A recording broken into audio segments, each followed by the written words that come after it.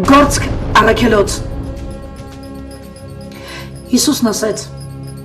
Լավ է, որ ես գնամ, որովհետև եթե չգնամ, մխիթարիչը չի գա ձեզ մոտ, բայց եթե գնամ, նրան կուղարկեմ ձեզ մոտ,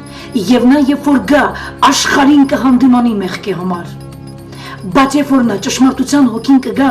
նա կառաջնորդի ձեզ ամեն ճշմարտության մեջ, որովհետև իր անձից չի խոսի, այլ ինչ որ կլսե կխոսի եւ գալու բաները կպատմե ձեզ։ Մի քիչ էլ ժամանակ եւ ինձ չեք տեսնի, եւ դարձյալ մի քիչ եւ կտեսնեք ինձ, որովհետեւ ես հորս մոտ եմ գնում։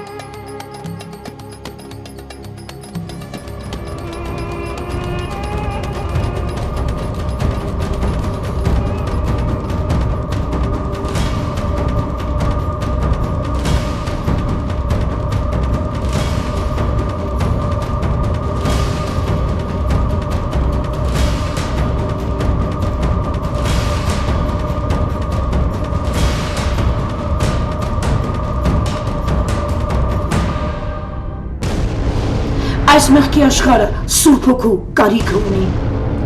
Աստծո խոսքն ասում է. «Եվ լույսը խավարում լույս է տալիս, եւ խավարը չիմացավ նրան»։ Որովհետև Աստված իր որդուն չուղարկեց աշխարհ, որ աշխարհը դատի, այլ որ աշխարհը նրանով փրկվի։ Նրան հավատացողը չի դատապարտվի, իսկ չհավատացողն արդեն իսկ դատապարտված է, որովհետև չհավատաց Աստծո միածին որդու անունին։ Եվ սա է դատաստանը, որ լույսը եկավ աշխարհ, եւ մարդիկ խավարն ավելի սիրեցին։ 12 աշակերտներ, 12 ընկերներ, որոնք փոխեցին ողջ աշխարհը։ Արթնությունը սկսվում է աշակերտներից, աստվածաշնչյան ուսանողներից։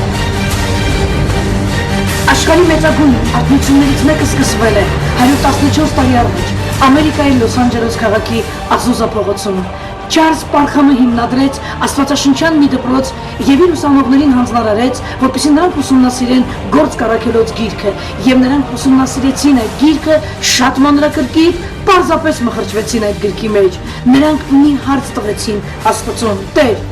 այն ամենը, ինչի մասին գրված է այս գրքում, այս ամենը վերաբերվում է արդյոք մեզ։ Այն ամենը, ինչի մասին գրված է այս գրքում, կարող է լինել նաեւ մեզ հետ։ Եվ նրանք խորացան այս գրքի մեջ։ 1900 թվականի դեկտեմբերի 31-ին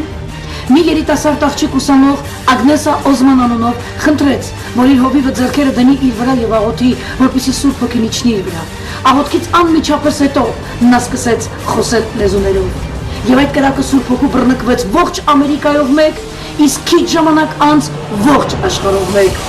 Անգլիա, Ուելս, 1904-ից 1905 թվականը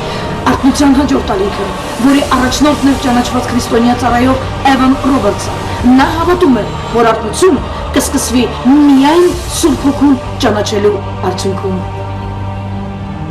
Վաղ թե ուշ կյանքը այս երկրի վրա ավարտվելու է, ու մի բան, որ մենք երկնքում կունենանք, դա փրկված հոգիներն են։ Երբ գալիս է Սուրբ Հոգին, հավատքը մեր ներսում դառնում է ավելի ուժեղ եւ ցանկացած վախ ետ է նահանջում մեր կյանքերից։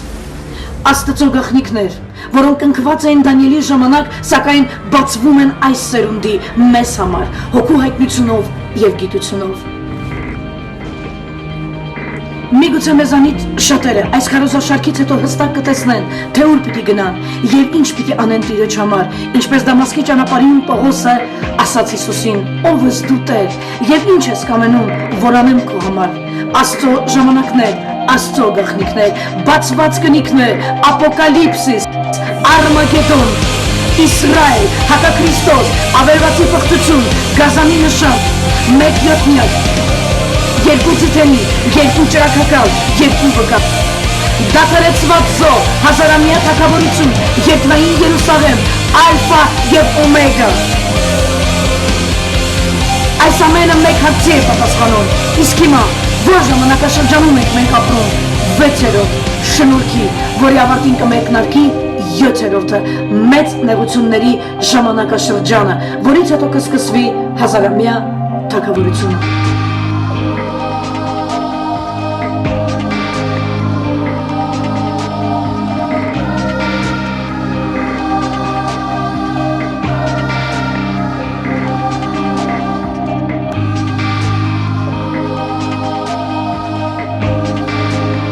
բայց դուք զորություն պիտի ստանաք, երբ Սուրբ Հոգին ձեզ վրա գա, եւ իմ վկաները պիտի լինեք եւ Երուսաղեմում, եւ ամբողջ Հրեաստանում, եւ Սամարիայում, եւ երկրի ամենահեռավոր ծայրերում։